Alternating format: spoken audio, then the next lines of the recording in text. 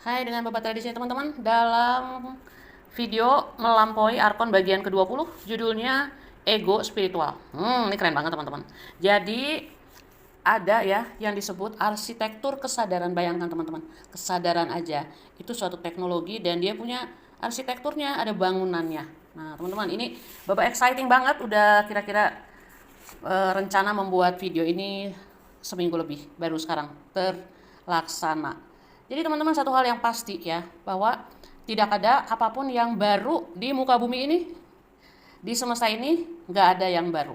Jadi kita tuh nggak belajar sesuatu yang baru, nggak ada.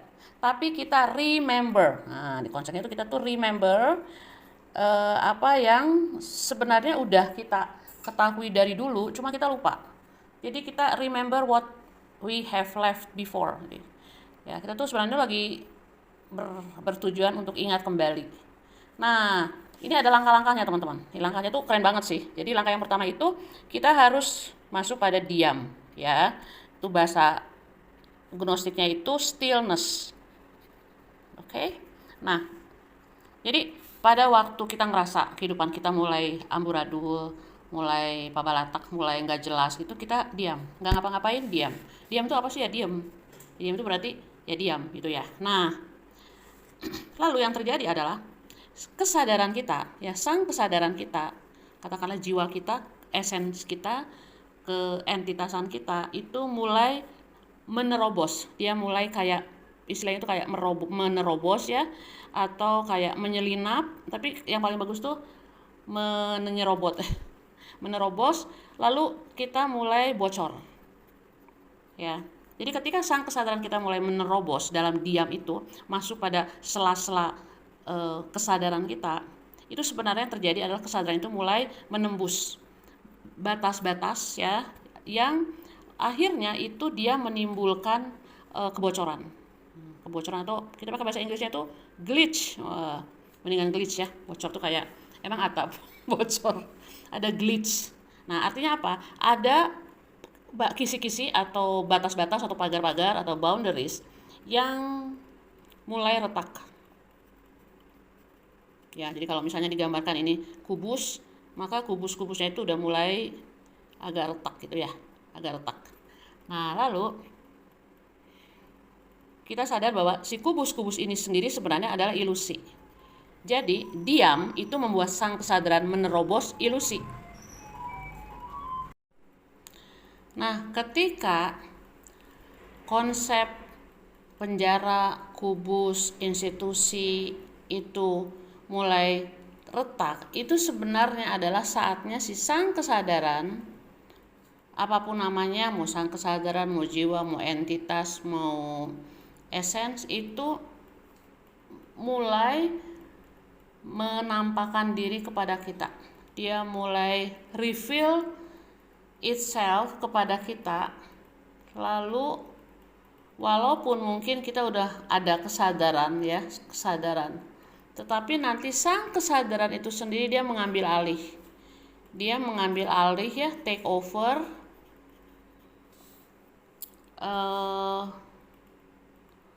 semua yang sebenarnya selama ini itu adalah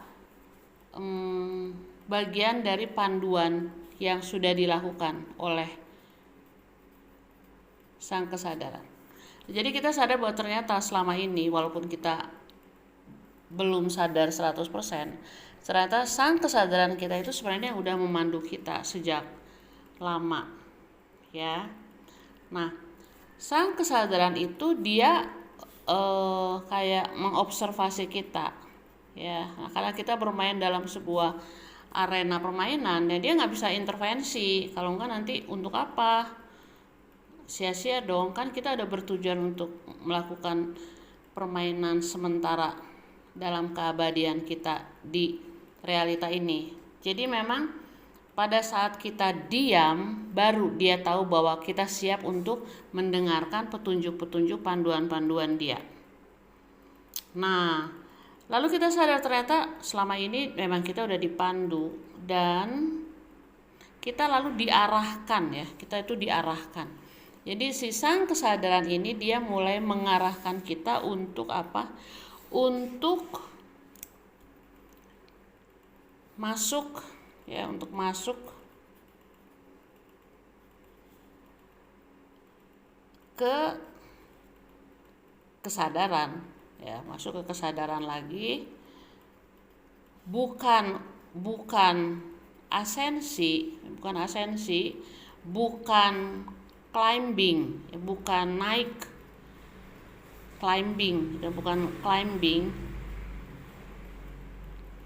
atau kita bukan menuju apa ya, menuju Tuhan kali ya, istilah yang kita kenal Tuhan di atas sana ya, di atas sana.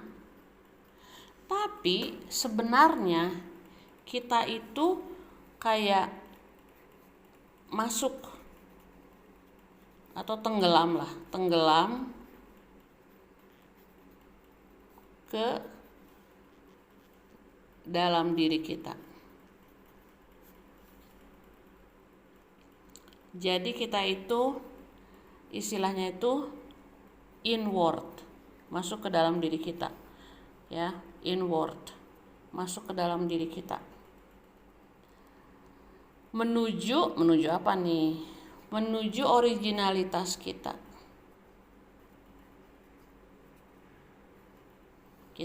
Jadi perjalanannya itu adalah diawali dengan diam dulu, lalu akhirnya kita sadar selama ini itu kita sudah dipandu oleh sang kesadaran kita, lalu sadar bahwa dia bukan tentang asensi tapi dia tentang disensi sebenarnya.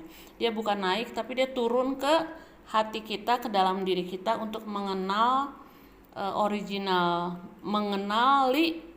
remembering, tahu original kita ya. Nah, oke, itu dulu teman-teman ya. Jadi ada dua kata yang penting dalam konteks masuk ke dalam diri ini, yaitu fail. Nah, Bapak ke bahasa Inggris dulu ya. Dan threshold.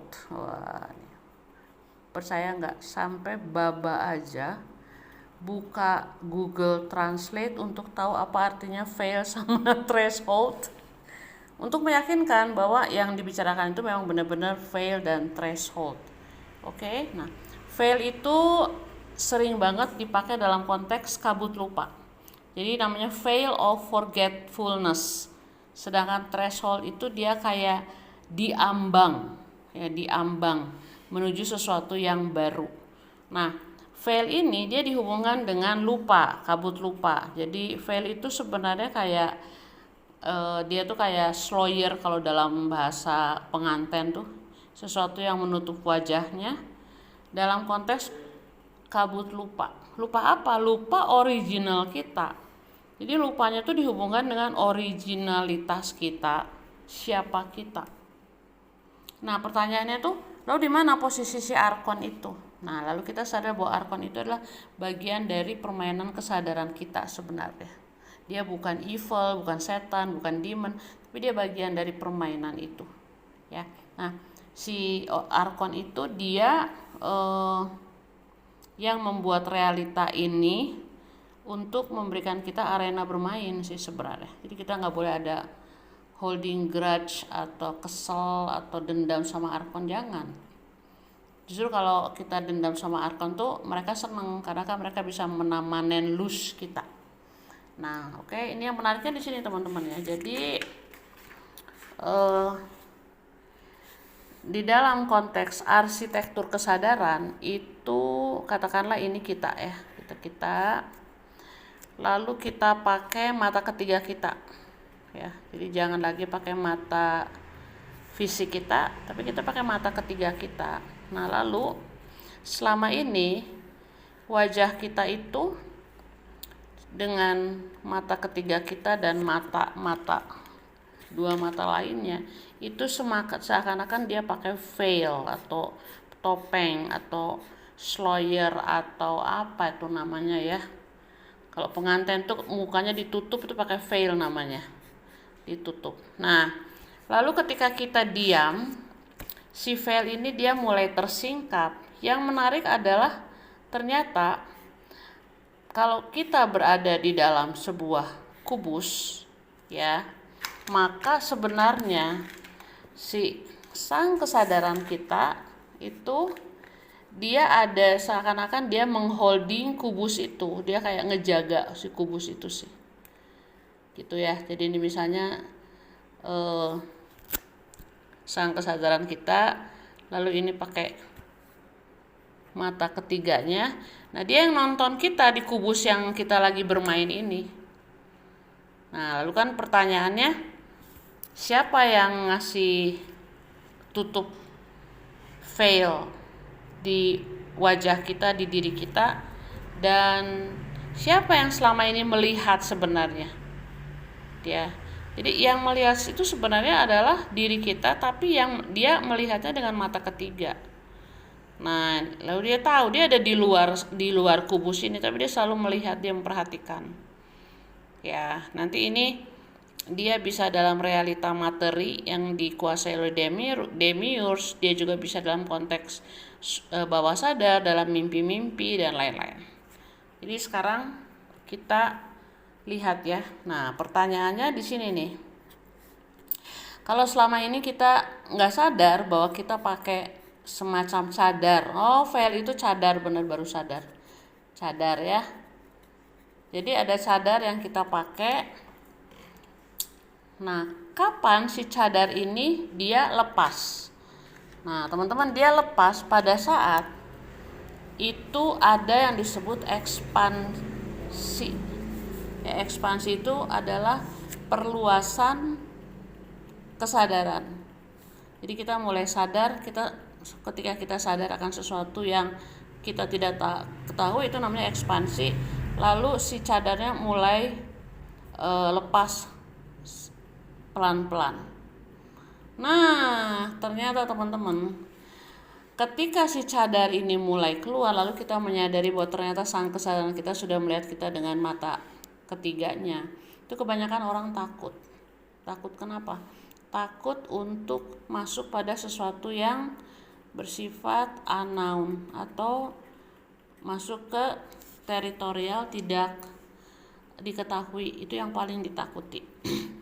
Jadi kebanyakan orang itu lalu stop di sini, ya, karena pertama mereka takut diam sih, karena diam itu kan lalu banyak hal yang harus dihadapi pada selama ini ditakuti. Lalu benar, ternyata ketakutan yang paling dalam itu adalah ketakutan akan sesuatu yang tidak kita ketahui, ya. Nah, lalu apa yang terjadi ketika kita nih, ya, anggap aja kita itu nggak takut.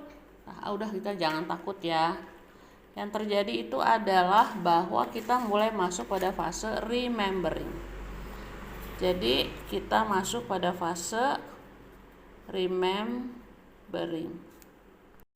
Oke, sekarang. Jadi remembering itu seperti ini, teman-teman. Hidup menjadi sesuatu yang bersifat transparasi, ya, transparan. Hidup itu udah tembus pandang, kita bisa lihat apapun yang terjadi. Nah, lalu kita mulai mempunyai konsep yang menarik, teman-teman. Ya, konsepnya ini akan Baba gambarkan. Jadi kita sudah tidak lagi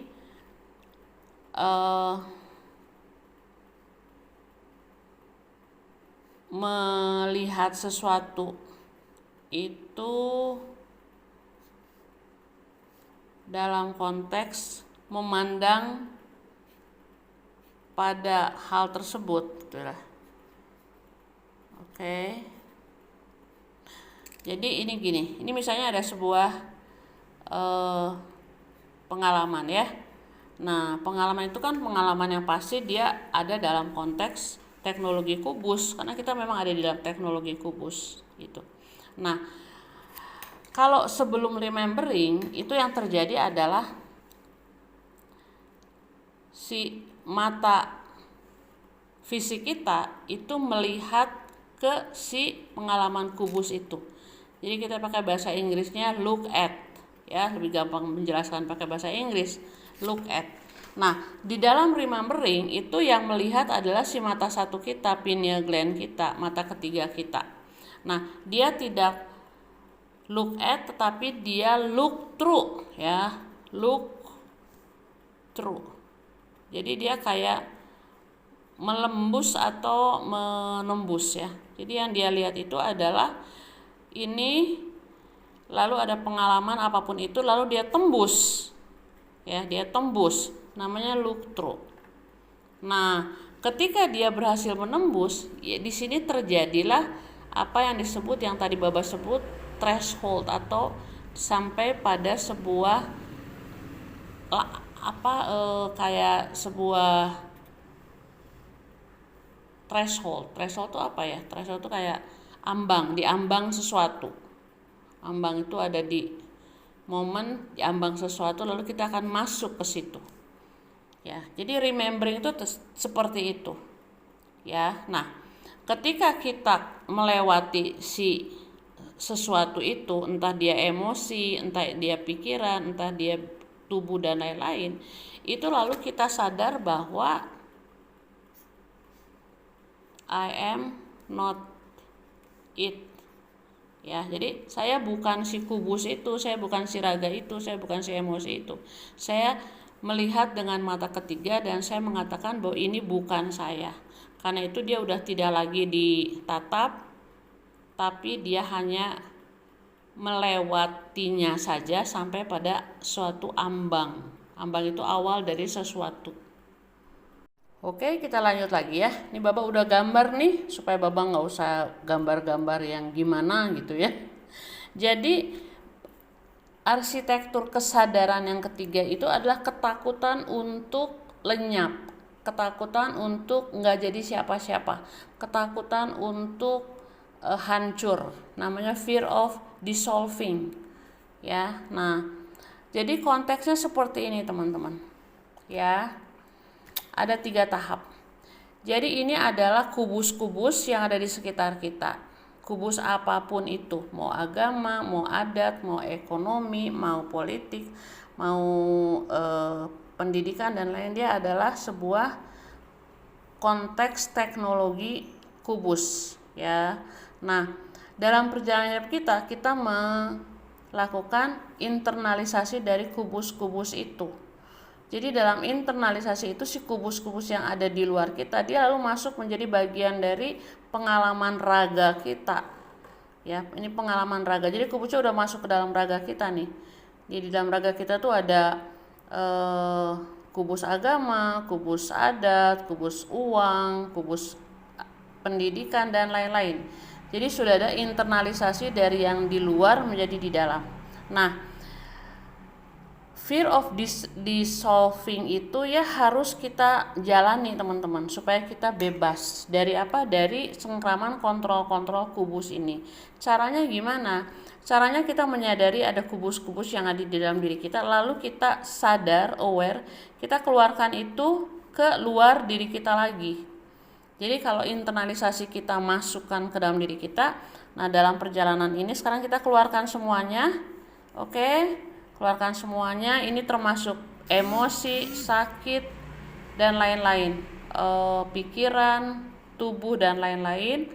Lalu dia ada di luar diri kita. Nah teman-teman, sesudah kita sadar mengeluarkannya, lalu yang terjadi adalah kita melakukan apa yang tadi Baba sebutkan, yaitu kita look through it. Ya, kita look through it. Jadi tapi looknya bisa lewat mata ketiga, tapi bisa lewat cakra hati. Bapak pakai cakra hati aja supaya ada alternatif. Dari cakra hati itu kita melihat si kubus-kubus itu udah ada di luar diri kita, ya. Nah, lalu setelah itu kita bilang gini, aku adalah mata ketiga yang melihat segala sesuatu. I am the eyes who always sees everything. Ya, jadi si mata ketiga ini yang melihat segala sesuatu yang ada di kubus-kubus yang ada di luar diri kita. Jadi dia ada di luar diri, seperti yang tadi Baba sebutkan di gambar sebelumnya. Ya, nah kalau kita ngerti konteks ini teman-teman, artinya apa? Artinya kita sudah mengalami kubus, kita sudah menginternalisasi kubus, dan dengan sadar kita melepaskan kubus-kubus itu, lalu kita masuk pada kesatuan dengan si sang kesadaran kita, yang dia nggak pernah menjadi bagian dari kubus-kubus ini, dia selalu ada di luar kubus-kubus itu melihat kita. Lalu kita kembali menyatu dengan sang kesadaran kita dalam konteks oneness, unity ya, unity. Nah, ketika kita sudah menjadi mata ketiga diri kita sendiri yang adalah sang kesadaran kita, lalu kita melihat si kubus itu dari luar diri kita, lalu kita mengatakan bahwa I am the eyes who sees all. Saya adalah mata yang melihat semua mata.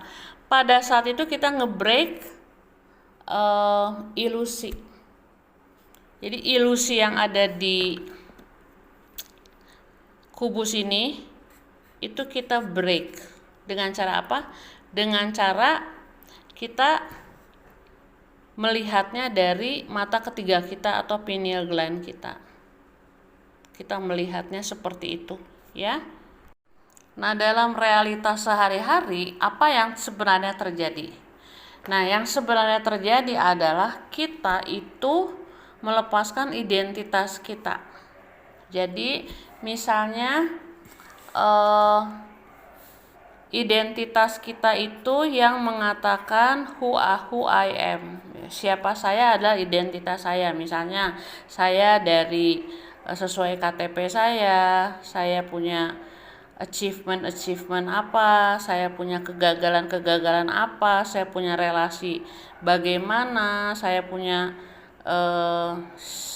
status sosial, ekonomi, politik bagaimana, itu yang sudah menjadi identitas siapa saya. Nah, itu kita lepaskan teman-teman, kita lepaskan ya, kita keluarkan ya.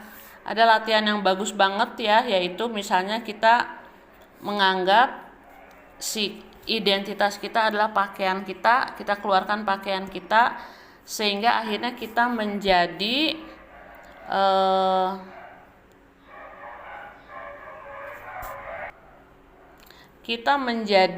sang kesadaran kita yang bermata satu itu. Kita menjadi kesadaran pineal gland kita yang tidak lagi mengidentifikasikan kita dengan identitas.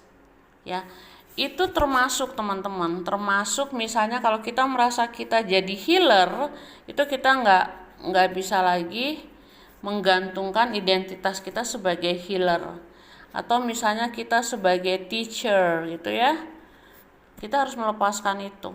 Apalagi kalau kita misalnya jadi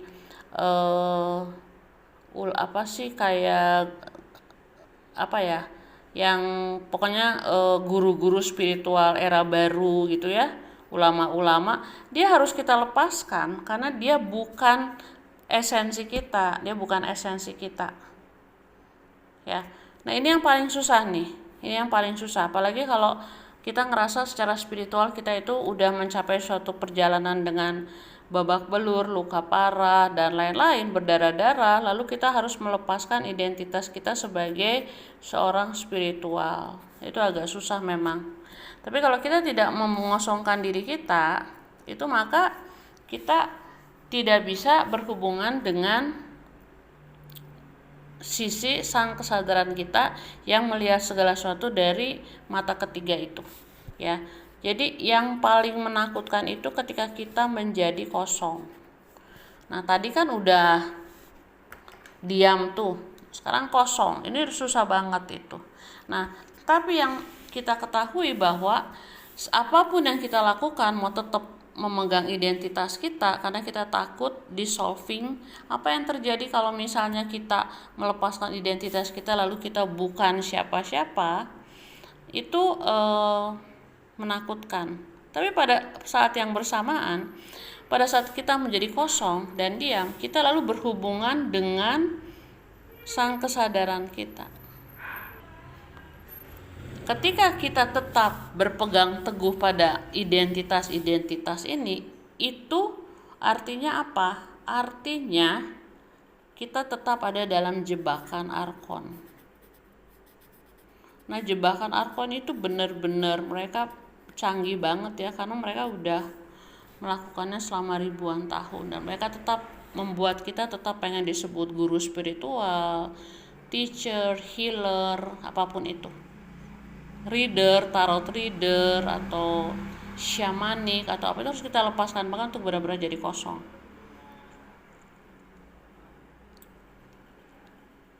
Nah, ketika kita tidak sadar kita berada dalam jebakan si Arkon ini, maka karakter kita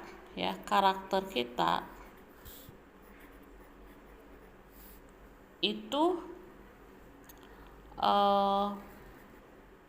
menjadi penjara kita. Kita tetap dipenjara oleh karakter kita. Misalnya gini, oh saya spesial, kenapa? Soalnya saya bisa jadi healer, atau soalnya saya bisa channeling, atau saya bisa apa gitu ya. Nah, itu benar-benar memenjarakan diri kita sendiri.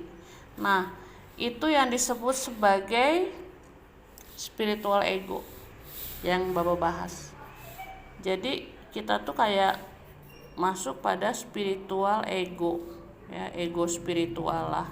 Nah, itu lebih susah daripada ego material, karena ego material tuh kayak kita mendasarkan hidup kita pada barang yang kita punya, titel yang kita punya, bibit bobot yang kita punya, itu materi banget. Tapi kalau spiritual ego tuh nggak kelihatan, karena kita menganggap orang lain itu belum bangun, orang lain itu jiwa muda, kita jiwa tua, kita lebih kosong.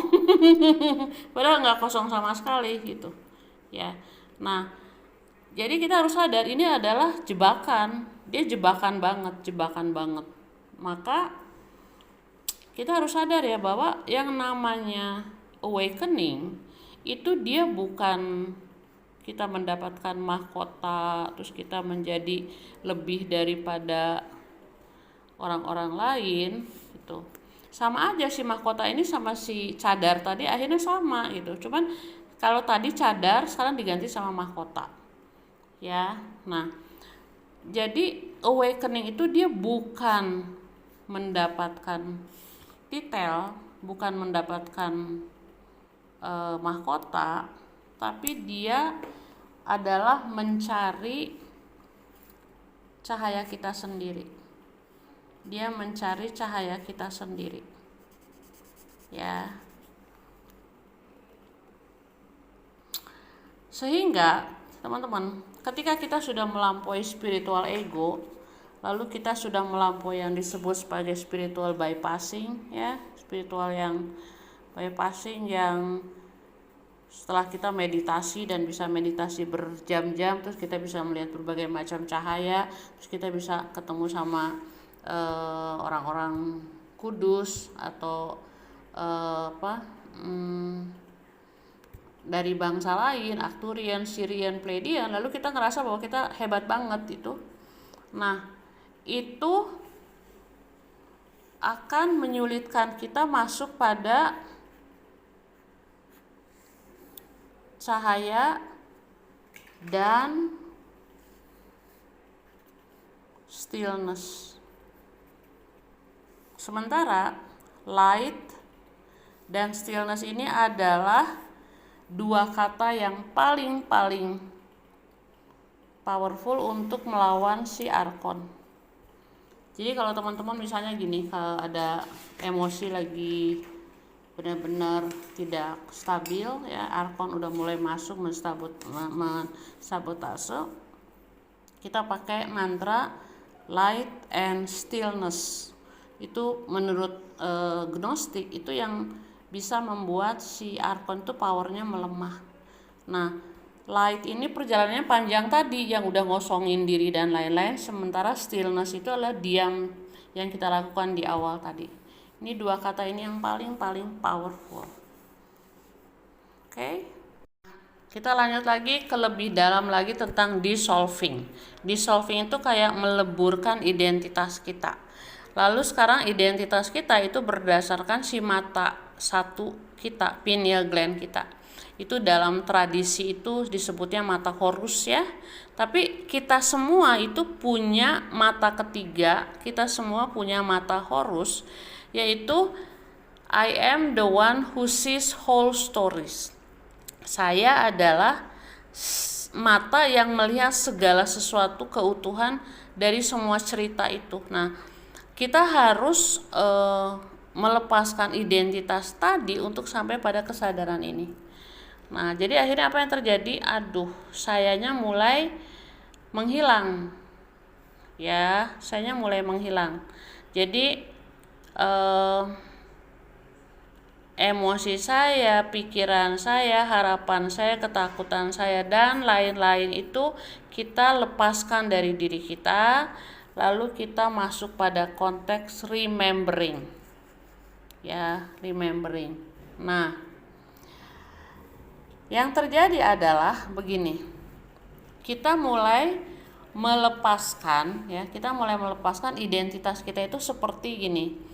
Ini adalah kita, si mata satu kita, sang kesadaran kita, esensi kita, Tuhan yang adalah kita. Itu kita mulai memisahkan dengan topeng-topeng yang ada di cermin, yang jumlahnya itu banyak banget. Jadi kalau kita ngelihat di cermin itu banyak sekali wajah-wajah kita di cermin itu. Nah, kita mulai dengan kesadaran melepaskan satu persatu sehingga akhirnya sang kesadaran itu melihat semua wajah-wajah kita seperti melihat cermin. Ya. Nah, si pemisahan ini itu terjadi karena kita sudah diam, lalu kita sudah kosong.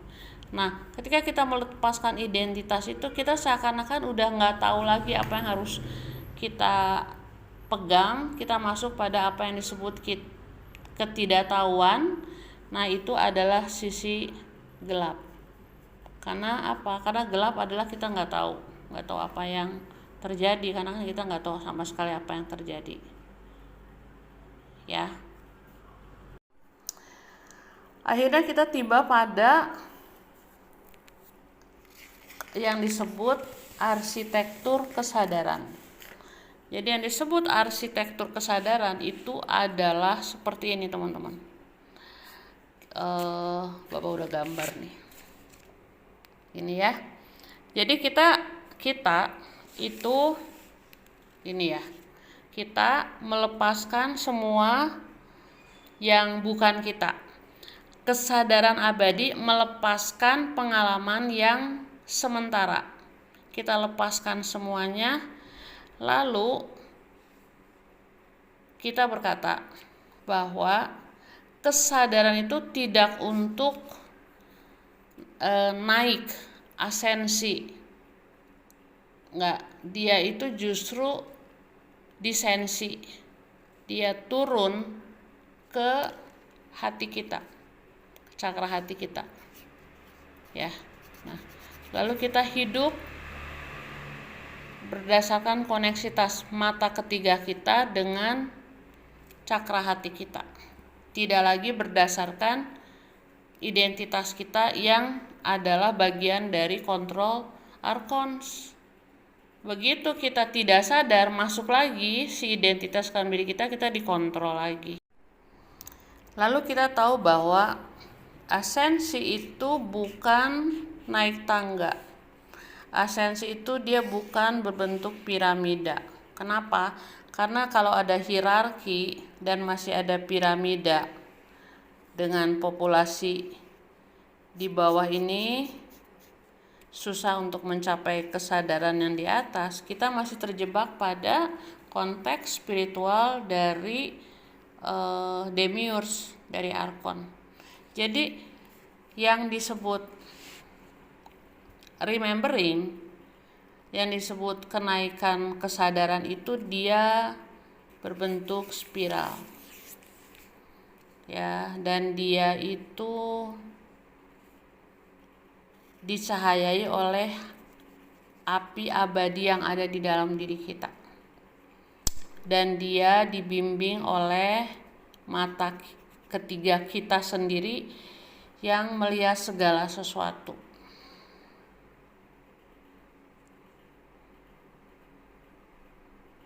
Dan semua itu dilakukan dengan kesadaran. Dan itu yang paling ditakuti oleh para arkon ketika kita sadar. Oke, segini dulu kisah dari arsitektur kesadaran dan bagaimana spiritual ego dan bagaimana cara keluar dari spiritual ego. Nah, mudah-mudahan teman-teman terinspirasi ya. Rahayu Kinasih.